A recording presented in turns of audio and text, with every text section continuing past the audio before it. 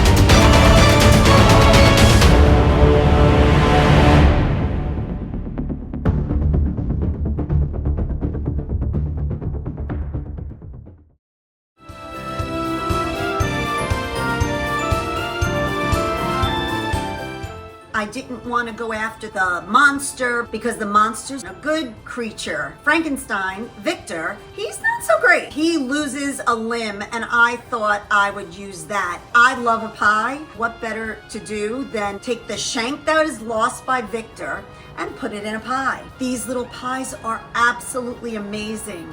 Pies to me are always the best thing you can have on a menu. A savory pie is even better.